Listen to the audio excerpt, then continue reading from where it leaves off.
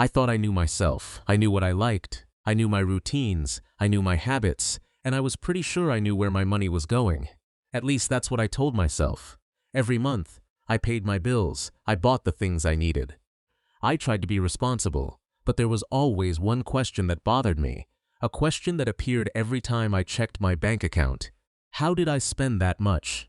It wasn't because of one huge purchase. There was no expensive vacation, no luxury shopping spree, no single mistake that explained everything. The money was just here, a little there. So I decided to do something I had never done before. For 30 days, I would track every single dollar I spent. Not just the important purchases, everything. The coffee in the morning, the snack during the afternoon, the online order I almost forgot about, the subscription I never used, the small purchases that felt too insignificant to remember. I wanted to find out where my money was really going. But more importantly, I wanted to find out why I was spending the way I was. Because maybe the problem wasn't money.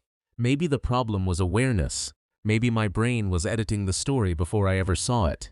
So I started the experiment. Day 1. Miles opened a notebook and wrote one sentence at the top of the page. Every dollar has a story. At first, it felt unnecessary. A few dollars here and there didn't seem important.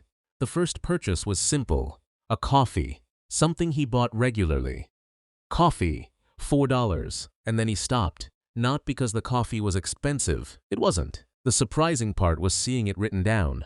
Normally, that purchase would disappear from his memory within minutes. His brain didn't treat it like a financial decision. It treated it like part of the routine. Wake up, get ready, buy coffee, move on. But when it was written down, it became real. And that happened again. A small snack, a quick purchase while waiting, a delivery fee, a random item that looked useful at the moment. Nothing seemed important. But together, they started creating a picture. By the end of the first week, Miles expected to find one big mistake, one obvious problem, one thing he could remove and instantly fix everything. But that wasn't what happened. There was no villain, no single purchase ruining his finances. Instead, he discovered something much more interesting. His spending was connected to moments. He spent differently when he was tired.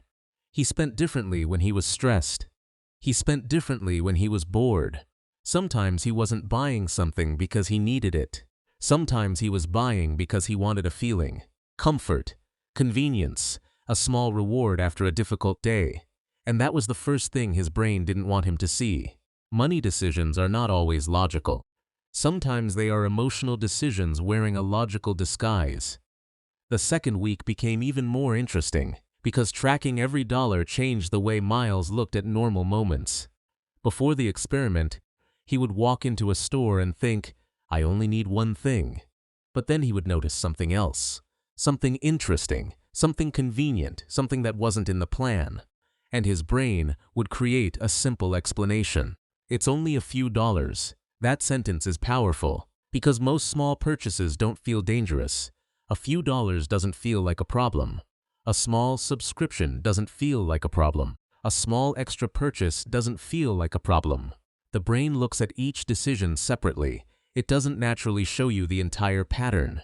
It sees one moment, not hundreds of moments connected together. But the notebook showed the pattern, and once Miles saw the pattern, he couldn't ignore it. He noticed how often convenience influenced his decisions, how often he paid for speed instead of patience, how often he spent money because something was easier, not because it was better, not because it was necessary, just because it required less effort.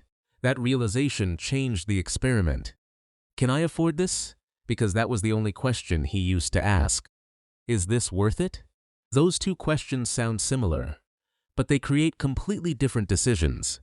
Affordability is about whether you have enough money. Value is about whether something deserves your money. By day 15, the notebook had become more than a spending tracker. It became a mirror. It showed habits that were invisible before. And the hardest part wasn't seeing where money went. The hardest part was seeing how automatic everything had become. Many decisions happened before he even thought about them. Opening an app, adding something to a cart, tapping a button. Moving on. The action was quick, but the habit behind it was powerful. That was when Miles realized something important. The biggest financial decisions aren't always the dramatic ones. Sometimes they are the tiny decisions repeated thousands of times. A single drop of water doesn't seem powerful, but enough drop can fill an entire bucket. The same thing happens with spending. Small choices become patterns. Patterns become habits, and habits quietly shape your financial life. During the final 2 weeks of the experiment, Miles didn't try to become perfect. He didn't stop enjoying things. He didn't remove every small pleasure. Instead, he became intentional. He still bought coffee, but now he knew why. He still spent money, but now he was choosing instead of reacting. And that difference was everything. By day 30, Miles opened his notebook and looked through every page. He expected to find a list of expenses. Instead, he found a story about moments, emotions, habits, and decisions he had made without paying attention. The biggest discovery wasn't a number. It was awareness. Because once you see your behavior clearly, you gain the ability to change it. You don't need to fight every purchase. You don't need to create a complicated system. Sometimes the first step is simply noticing.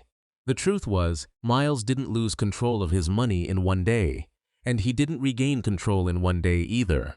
It happened through hundreds of small moments where he finally paid attention. And maybe that's the lesson.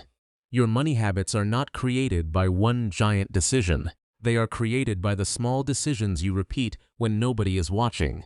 So try something simple. For the next 7 days, write down every dollar you spend. Don't judge it. Don't try to fix it immediately. Just observe. Because you might discover something surprising, not about your money, but about yourself. And sometimes, the things we avoid seeing are exactly the things that help us grow.